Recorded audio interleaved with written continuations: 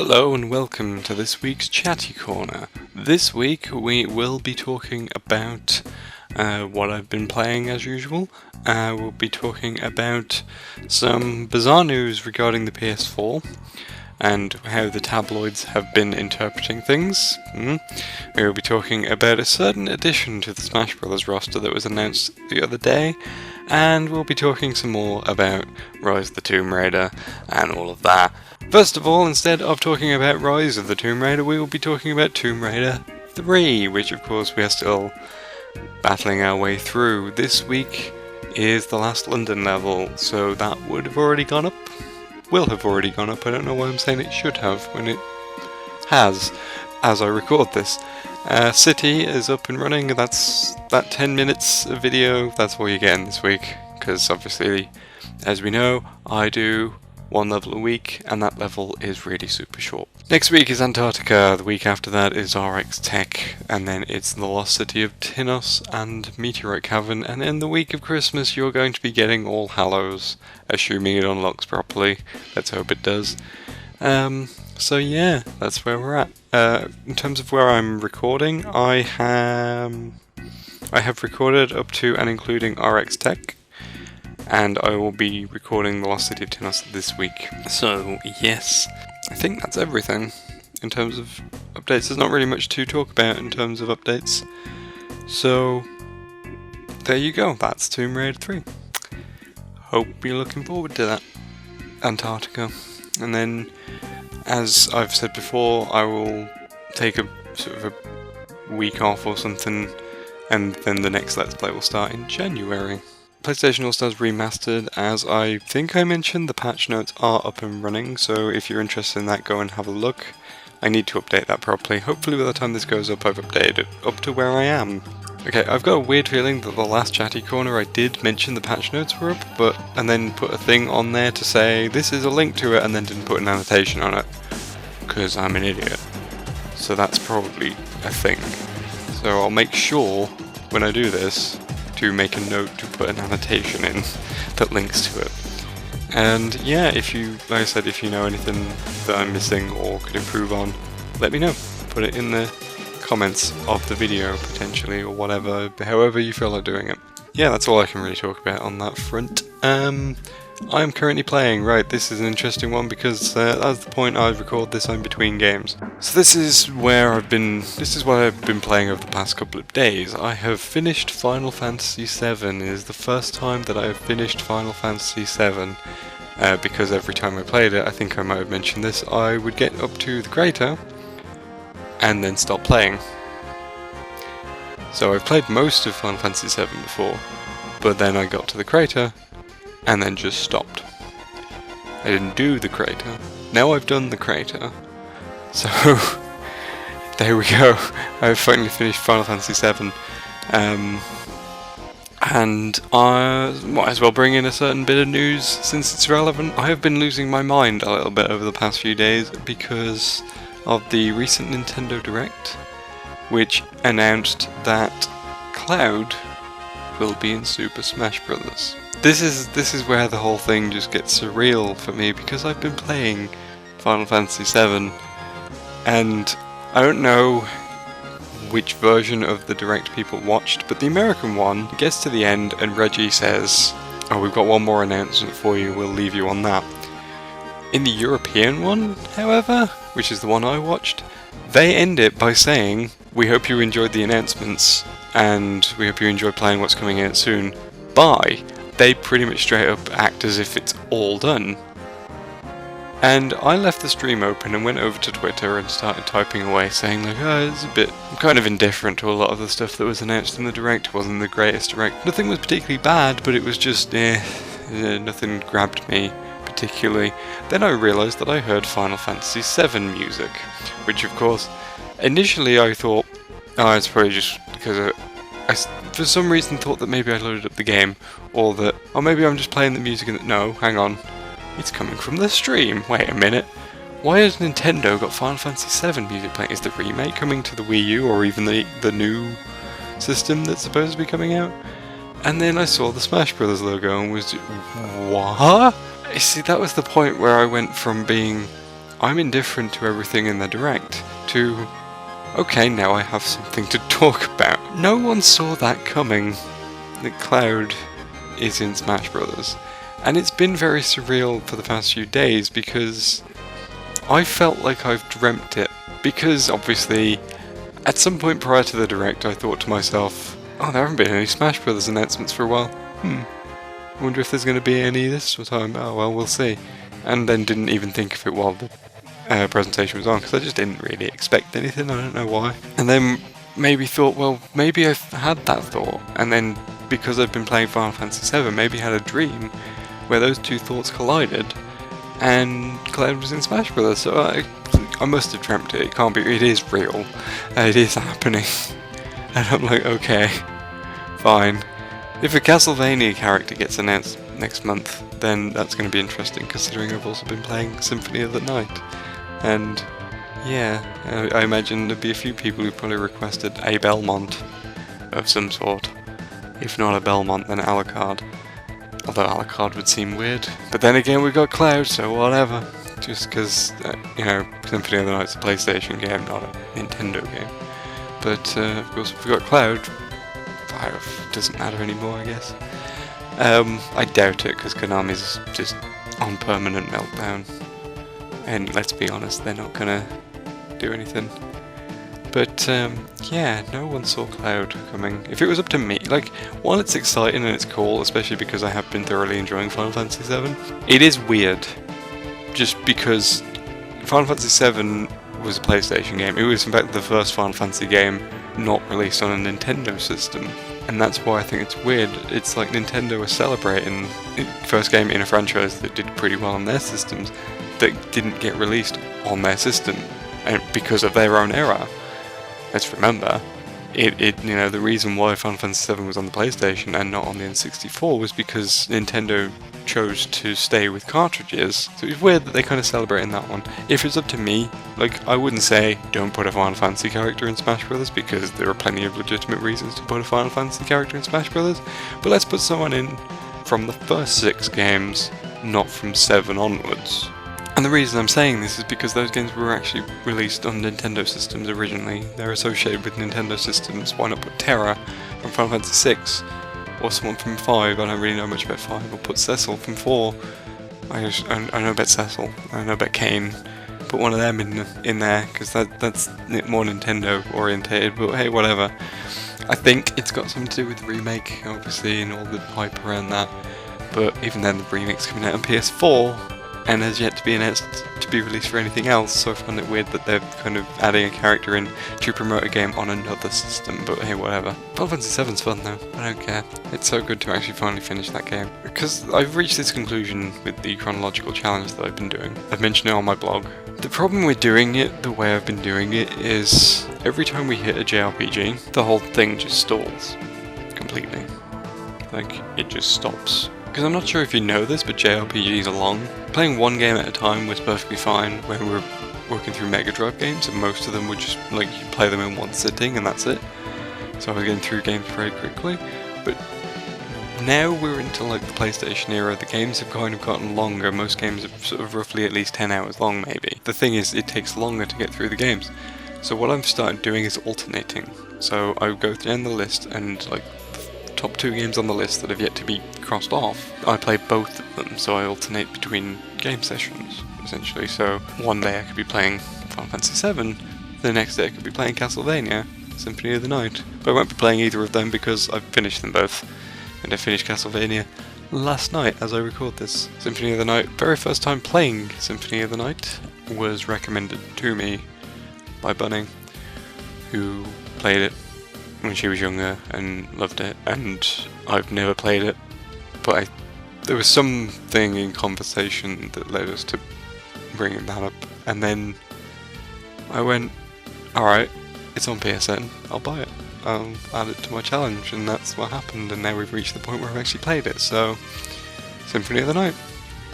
It's a fun game. It is basically Metroid with vampires, and I like Metroid, so I'm all for that. And yeah, I really enjoyed that game. It was, obviously I'm going to put up my full review, and yeah, I enjoyed it a lot, and My favourite part of it was in the inverted castle, because I got advised you have to do the inverted castle.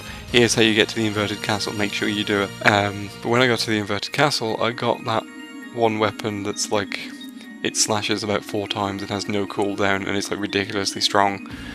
And it basically breaks the game, because you just destroy everything you encounter. And I got that sword, and I was like, well, this is pretty fun. Hey, I'm not complaining. I managed to do the inverted castle in like an hour because of it. And yeah, I'm very happy about that. I also played through Star Fox 64, which is a very short game, so I played it in one sitting. I actually managed to beat that too. I did the easy path though, because I'm not very good at Star Fox 64. First time I've actually properly played it, funnily enough. I think on one occasion I played through it and I managed to get onto one of the other paths, because I definitely remember getting stuck on Solar, I think it's called, where you've got the heat shields and everything, and you're flying over lava and you're constantly taking damage from the lava, and you've got to try and stay as high as possible. I remember getting stuck on that, but obviously I didn't encounter it this time because I did the easy path. But, so that was fun, and I've just started up Alundra. Alundra, if you don't know already, is one of my favourite games of all time, and it's a game that nobody has heard of. I know at some point I've done an advent calendar video on this, very briefly, but Alundra is basically a Link to the Past for the PlayStation, but with jumping puzzles, and more death, which sounds really bad, but I don't mean death in terms of your character, I mean like, there are tons of NPCs in the game who are all named, have their own individual backstory, you make friends with all of them, and then most of them die. And I don't think it's a spoiler to mention that, I'm not going to name which ones die specifically, but a lot of them die. So let's just sum it up as that. I feel that that's one of the defining features of Alundra. It's the Zelda game where everyone dies. And I kind of much prefer it to the 2D Zelda games, just because it, like, when I played it years ago, it like really just hit me so much with like how much the game just hit you over the head with like, you're the hero, but oh, you keep messing up, oh, things aren't going, maybe you can't save everyone kind of theme going through the whole game, and it's an interesting game. It's a shame that it was released in such limited quantities back in the day, because it is a really good game. It is on PSN. If you can get a copy of that on PSN, I would advise that you get it, because it is a fantastic game, and just picking it up and playing like the little bit that I did just made me remember how much I love that game. So while people were freaking out over Zelda, a lot of the time at that point I was freaking out over a clone of it, which is really, really good. It is a really good game. And yeah, that's what I've been playing. Basically everything. Anyway, back to news. Interesting news about the PS4 is obviously... Okay, let's get serious for a moment. Obviously, in the last week we've had some very tragic events happening. And obviously all of my thoughts go out to the people of France and Beirut and other places where terrible things have been happening. And obviously we've had a lot of mixed response from people, and people using certain attacks to justify very racist attitudes towards certain groups of people. And obviously we've had a lot of political dick waving, because it always happens. I think, though, where it comes across into gaming, there was a story this week that was incredibly bizarre, where there was a report going around that was suggesting that the PS4 was aiding terrorists. And it was...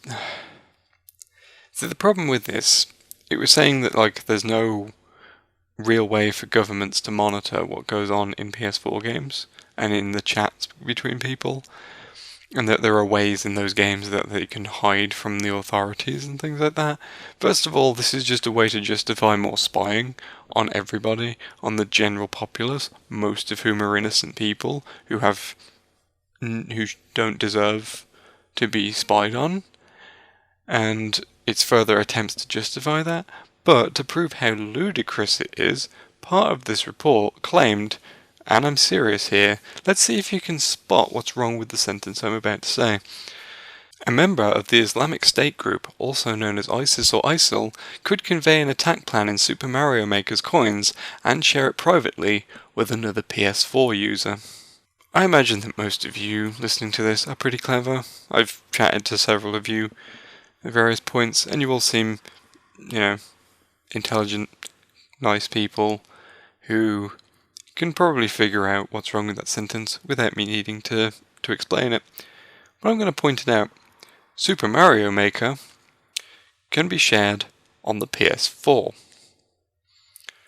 That would be Super Mario Maker, the Wii U exclusive game, being shared on its competitor's system. Can we basically say to that report, get the hell out because you have no idea what the hell you're talking about? This is one of those things, again, where the Daily Mail tries to, because the Daily Mail naturally picked up on this and went crazy over it, they finding another excuse to make games look bad. Finding an excuse to justify spying on ordinary innocent citizens of this country, and in fact many other countries. This sort of thing is completely ludicrous and needs to stop. The thing is, the stuff they're saying about the PS4 and the ways that terrorists can share messages on the PS4 are ways that you can't really monitor anyway. Like, apart from the fact that Super Mario Maker can't be shared on the PS4 because it's not a PS4 game, even if you shared it through Miiverse, there's nothing you can do about the placement of coins in Super Mario Maker to monitor what's being said in coins in Super Mario Maker. There's no way of monitoring the pattern of bullets in a Call of Duty game. If anything, the report highlights the fact that maybe all of these attempts to spy on all communication to find terrorism don't actually work, because there's always going to be another method that they can get around it. So please, stop dragging in gaming into something as ridiculous as this. Anyway, enough about that. Let's go back to, let's return to some positive thoughts. Again, thoughts go out to the people of Paris, people of other affected nations, to the refugees who are looking for a home. We live in crazy, messed up times, and I can only hope that things get better at some point soon for everybody. And things got very serious there, and I think we should move on to something less serious.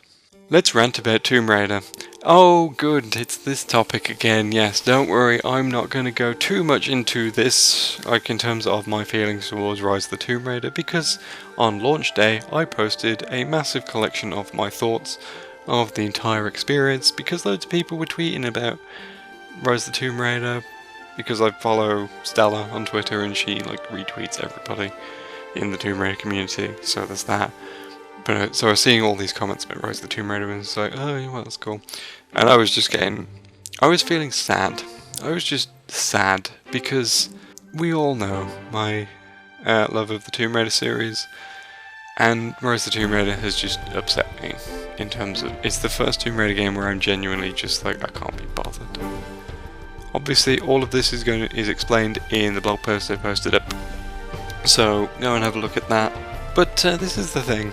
There's an argument about, I've seen from certain people, which is, if you complain about the exclusivity, you're a fanboy who can't accept the situation.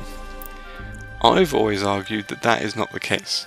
I've always argued that the concern is that this is a bad business decision, that this is cutting out the two historically best-selling markets for the franchise.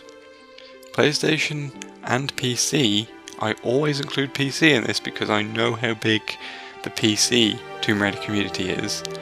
By cutting out those markets on launch day, that's a terrible business decision. It's also the fact that it's 2/3 of an existing market that you're cutting out. It's probably more than 2/3 when you factor in the fact that the Xbox audience is significantly smaller than the other two markets.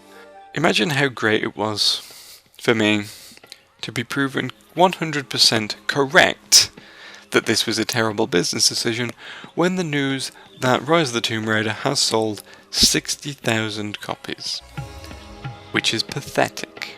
For a game that's had as much marketing as that has, 60,000 copies is just... why?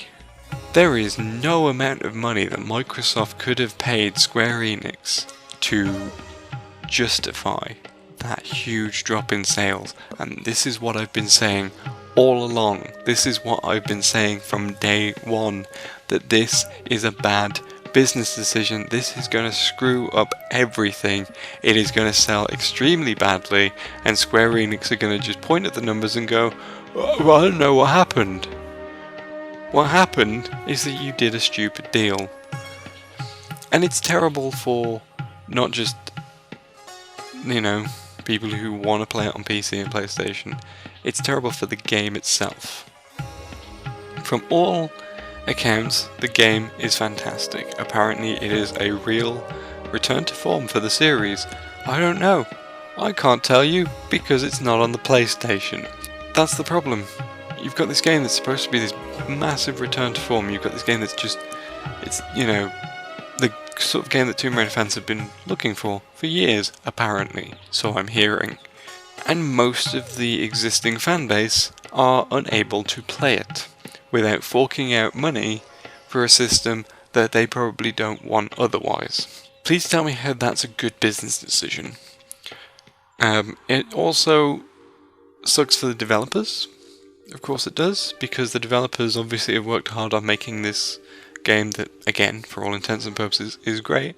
They've put in a lot of hard work, and now nobody can play it. You know, I spoke to Stella very briefly on Twitter, and she posted a tweet saying that, you know, we gotta still have respect for the hard-working developers who made the game. I'm in full agreement, but then I said to her, can I still have no respect for the executives who made this stupid decision? Because that's how I feel. There is no respect for... These people are supposed to be good at business. They're supposed to be business executives. Their job is to make business decisions, and they have screwed up. And the sales figures show that they have screwed up.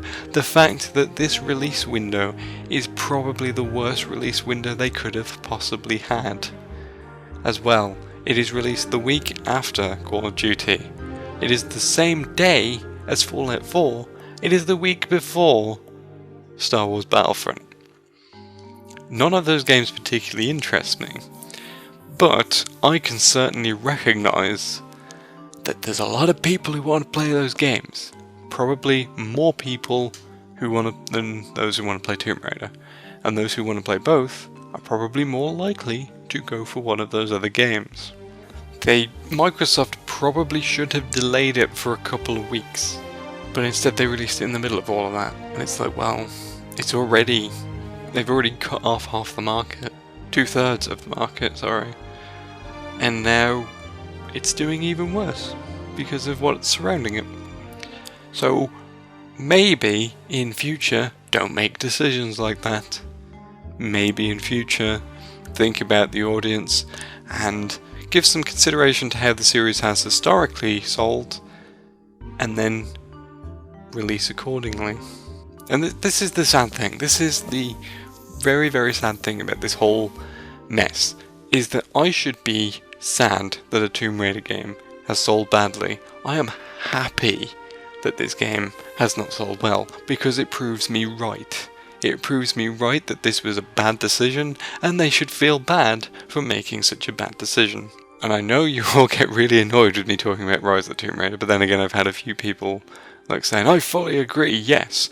But yeah, my only hope is that maybe that this makes them see the light of day, and if possible get the game released earlier on other systems, but I doubt it.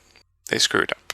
They shot themselves in the foot, and there we go. I think that's everything I've got for this week. I've tried to double check on news stories this week, but most gaming sites are just an avalanche of Fallout 4 articles, and I don't care about Fallout 4. I have nothing to say about Fallout 4. So, hope you enjoy this week's Tomb Raider part, and I hope that you keep your eyes glued to my blog, because I should have more and more chronological challenge reviews going up this week. Because obviously with Castlevania and Star Fox done, I'll have those reviews up very soon. I hope you have a good week, and I hope you all stay safe and stay happy, and I'll see you next time. Bye. Oh hi, it's me again. Yes, forgot to make one little point, and I'm just quickly making it at the end here. I'm going to be at Comic-Con this weekend in Birmingham, just in case anyone's going. I know I've mentioned this before, but I'm going to be at Comic-Con. Okay, that's all I had to add. Alright, bye!